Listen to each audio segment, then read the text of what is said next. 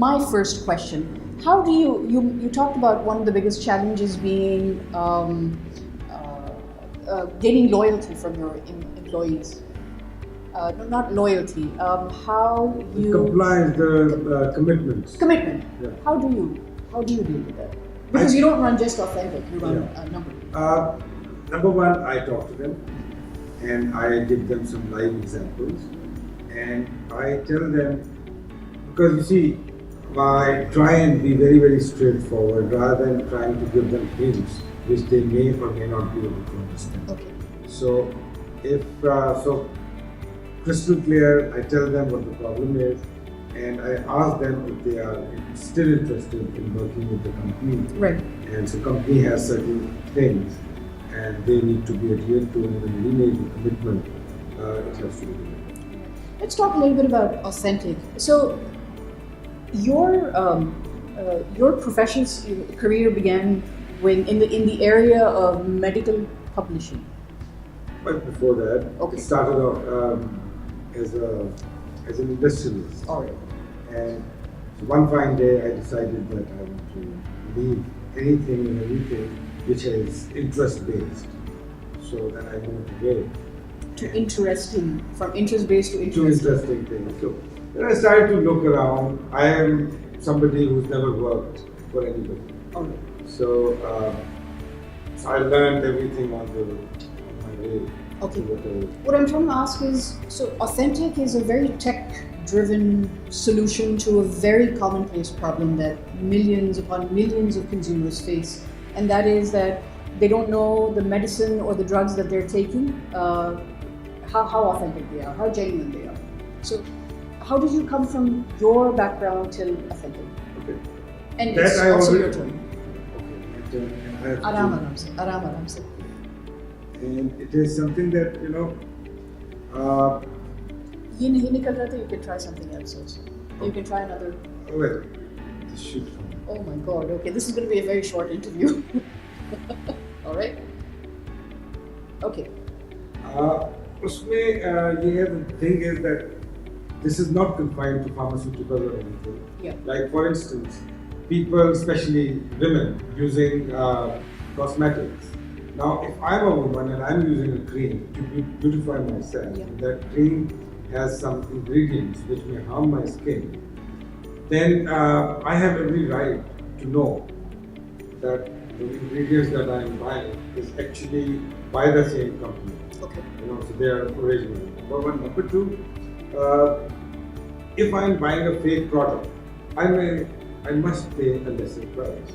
So it's understood that I'm buying a fake, so you should charge me half the price. Okay. But that does not happen because counterfeit is the most profitable business in the world. Yeah. And it also extends to your motor oil or anything that a consumer buys without knowing it could be fashion products. Right. So you are buying a pair of glasses and you're paying top price and you're clueless. Right. So explain to us this. The manufacturer of all of these products has to be on board so that the tag is printed as part of the product, as part of the packaging, correct? Ideally, yes. But if that's not the case, then what they can do is that they can share some of their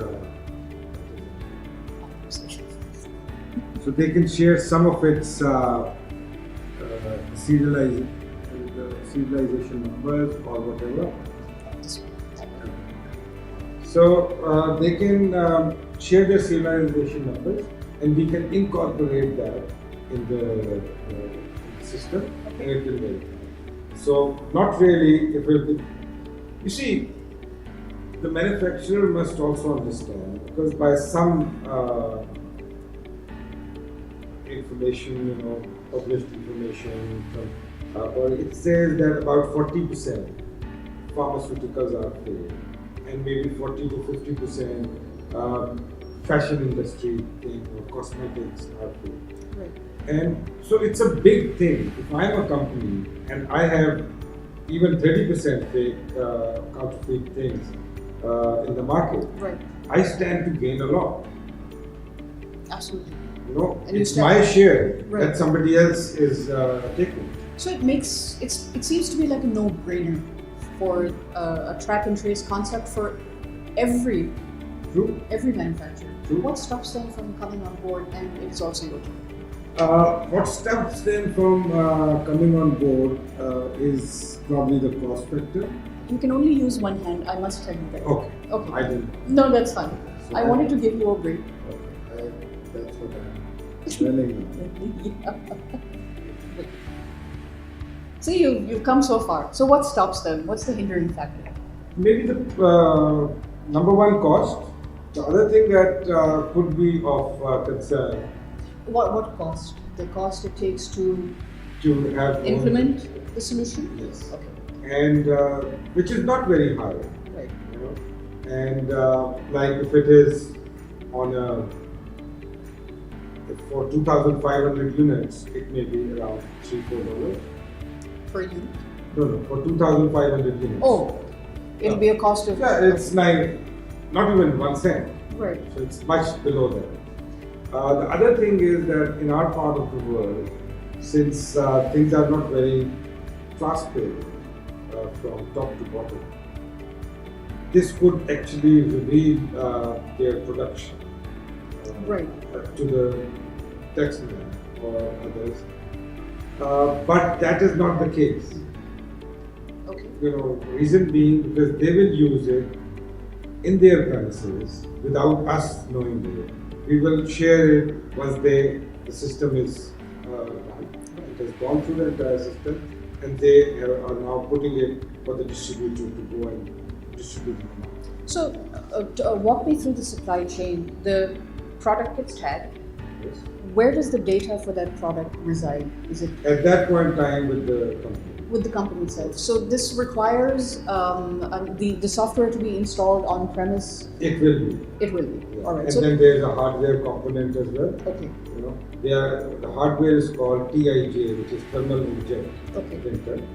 And in some instances, it could be the laser printer, but not the conventional laser printer. There are special laser printers which can generate these codes. So the company at the factory point has to install a hardware. Then there's a software component also, Yes. which is installed within the factory premises That's right. or within the head Yes, office or whatever. within this factory Right. premises with complete access control Okay. from top to bottom, All right. and the top guy can see it all the time. And so on. All right. So how does that serial number get public access so that my It app doesn't. can read it? Okay. Because you see now, if you get hold of one of the packages, Hmm. all you can do is you can copy it Yep. and then have 10,000 boxes made for that copy. Right. The system allows you to scan. The moment the same thing is scanned again and purchased, it's going to go. Okay. So the chances of somebody getting a fake product could be very, very low, Right. almost negligible. Secondly, for a company these days, what they do is that every now and then they come up with new packaging. The new packaging is mainly aimed at curbing the counterfeit market Right. because they can't change that quickly.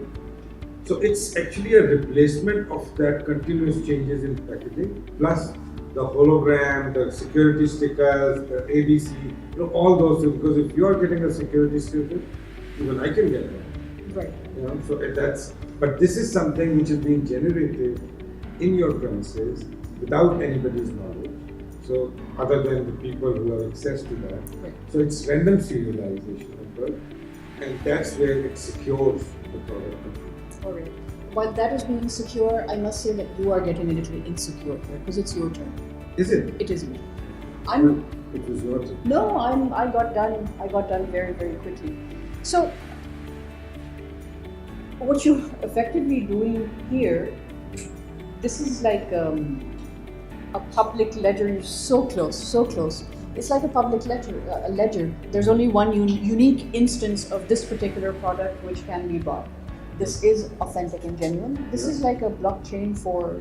Kind of, if you were to look at it from that point of view. But nonetheless, how it happens is that the it's a blockchain or blockchain is a little different because what authentic will be doing is that it can verify documents, and it seems that you're very good at it. I've had lots of practice. Yes, I can see that. I've had lots of so. And we try and invite people who've never played this game just so I get that advantage. But you're getting quicker.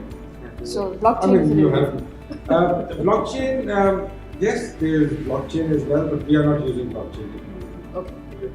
And the way it's happening is that we will be. I put you in. No, just up. बातचीत करें कोई मसला नहीं. उसमें ये है कि other than the product, it basically empowers a consumer to know whatever they are, what they are paying for is what they are getting. Right. They want. You go to some of these shops in Pakistan and buy a perfume. The cost of that perfume would be 6,800, 7,000, something like that. Right. You go and buy it off a duty-free shop, maybe in Dubai, it's going to be around $100, $90. So I mean, what's happening in between? How come it is cheaper where we have to pay a duty? Right. As well, even if it is smuggled, it's still cheaper than a duty-free shop. Right. So that's something. So if I know that it is a fake thing that I'm buying, fine, I should Pay ready for it. I should pay accordingly, and I should be aware that there could be some side effect. Right. Especially if it has something to do with my skin. Medicine, why we have been saying medicine, because you see, you take medicine when you are not well. And when you are not well, you need immediate something that should relief. So now in that case, your immune system is down. Right. And if you take a wrong medicine, the chances of you going down are faster than if you take a bad chocolate, for instance. Right. And chocolates which are available in here are also very, very, they are expired, they are short expiry. Because you see, if you go internationally and buy a short expiry item, you get a very, very good price. Right. So you get a very, very good price, and hence you come and sell it here. By the time they get here, they may be expired. Right. But when you're buying chocolate, it could be fudged, the information, the expiry, and things. I wanted consumer to know Right. that I am buying an expired thing, and I'm okay with it. Baby's milk, lots of things people don't know. A lot of talk about halal this and halal that, but people don't know if their toothbrush is halal. Okay. Why? Because the blisters, where are they coming from? Right. But otherwise they would have this list of do's and don'ts and things like that. So people must know that whatever they are buying, whatever they are doing is the right thing. Is the right thing. I have to say, you are very good at this game. I've just learned. So you're a good teacher, that's all. Oh, that's how you make up for it.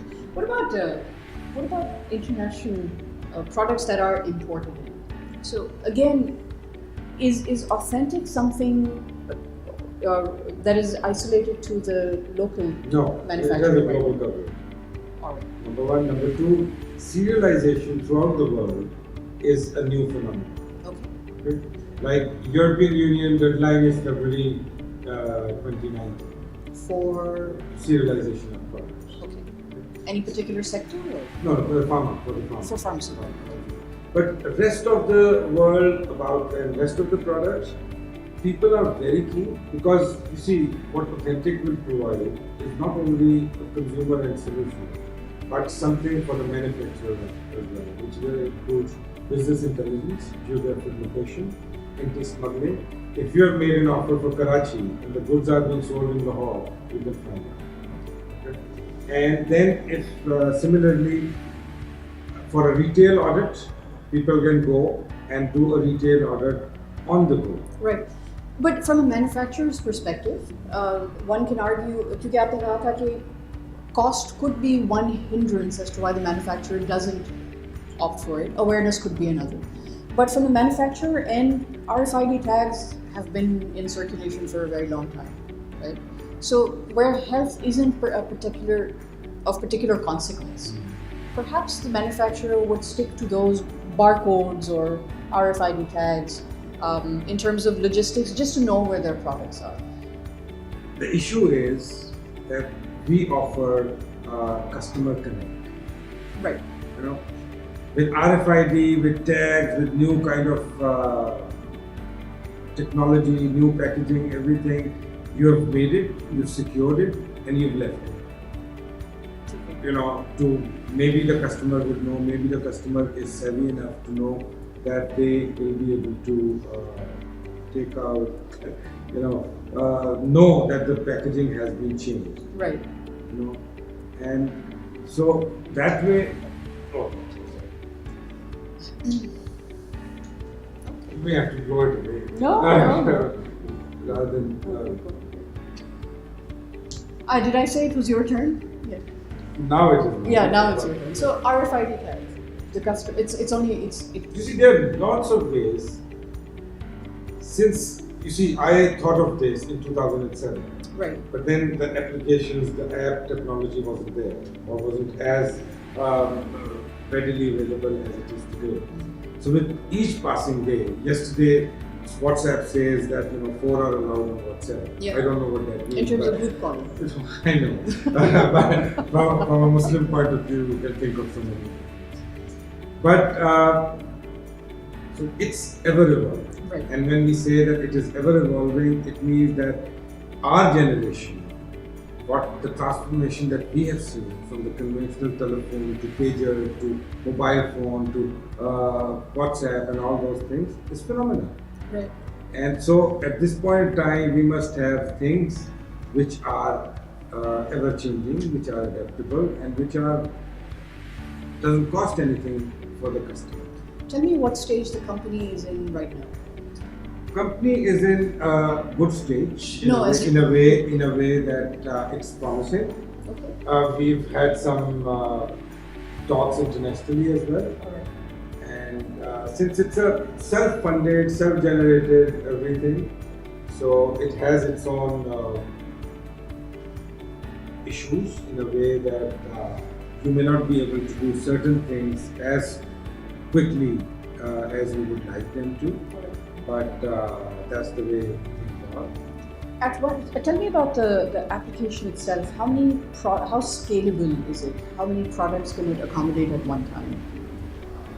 Unlimited, I would say. And the reason being that each company would have its own space. And when I say that each company would have its own space, then each company will have its own bandwidth, its own storage space. So with Amazon and Google, that liberty is there. There's flexibility in terms of doing things. I'm taking too long, I guess. I've bored you. No, it's the other way. And now we wait 30 seconds just to make sure it doesn't fall. Yeah. So, very scalable. And this is something you built in-house. Yes. And now, initially, it was outsourced. Yes.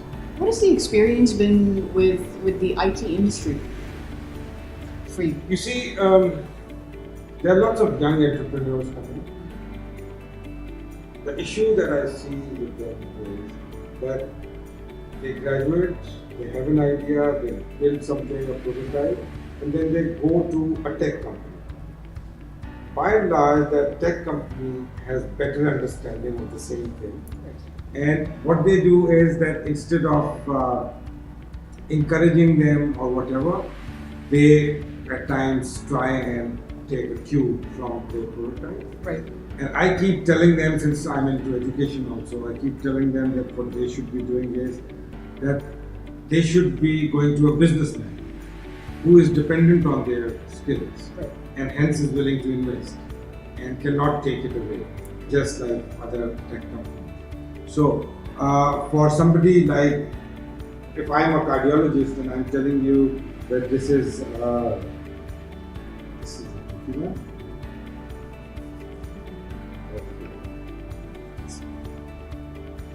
So if I'm a cardiologist and telling you something which is so for you it would be innovation, something out of this world. But for a cardiologist, it could be just another procedure.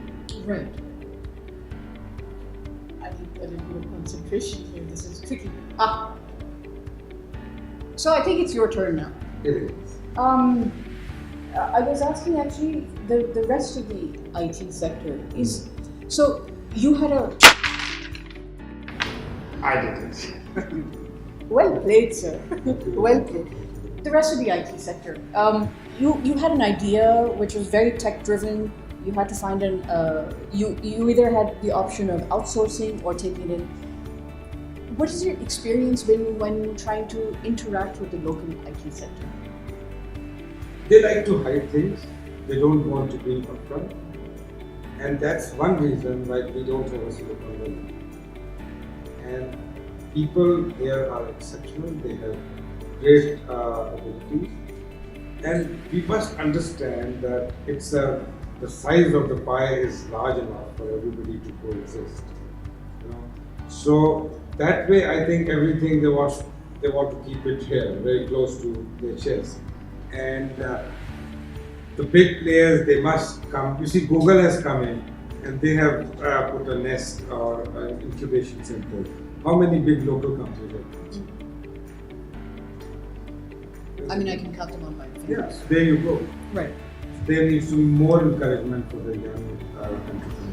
What is just one last question and then we wrap things up. What is the future of Authentic? Talk short term. What do you foresee happening in the next 6 months, in the next I think it's 5 going to years? develop very, very quickly.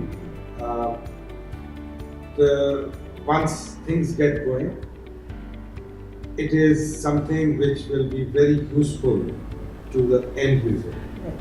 And hence I feel that it's going to grow very quickly. How will the demand be generated? It is like chicken and egg. Yeah.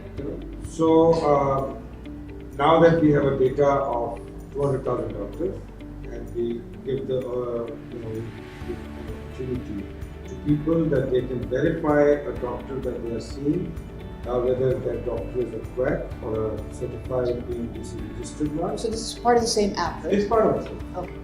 All right. So moving from, in addition to pharmaceutical products, you are also allowing people to see whether a doctor is certified. Yes. So and then the pharmacies are coming in and things like that. So it's becoming a convenience for end users. So what should users look for so they can scan? In fact, you were going to show us how this works. Can I just have his phone and his and those cards. the cards? That's it. So you can download the app on iOS and or Android, and it's called Authentic. With And the tagline is "Buy the real thing." By the real thing, and it's authentic with a K at the end. Authentic with a K. Right. So it's that makes it. This is what the app looks like. Yeah. And so there's product verification that will look up the doctor, Okay. and so it gets your location, Right. and when you scan it, it's going to. So is there a sign or a symbol that people should look for at a doctor's office or on a box? I think at this point in time, it's a little early. So we've just scanned this, and it says it's certified. Okay. Okay. Now it gives me the option to buy it. All right. So I buy it, and since it's a pharmaceutical product at this point, it says "Get well soon." Okay. Now I scan it again, All right. and so it's going to change the message. You've already gotten well, please. No, it's now sold out. Okay. So what basically now, if somebody else is using that pack again, so that it ensures that there is no competition. Okay. Do you foresee this, for example, I'm thinking from pharmaceuticals, from pharmacies also, where this is plugged into their, for example, inventory management system, stock system, It will be. everything, right? Because you see, this is POS solution as well. Right. Okay.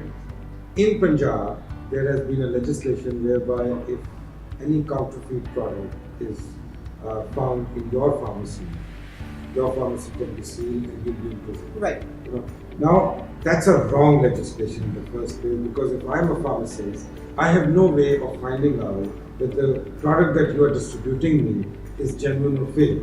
All I know is that since it is coming from you, it's got to be genuine. You know, that kind of. Absolutely. So this is a way of making sure that whatever we are buying and whoever we are visiting, at least in the healthcare sector right now, which is what your focus is genuine and is authentic. Correct? This and cosmetics. This and cosmetics.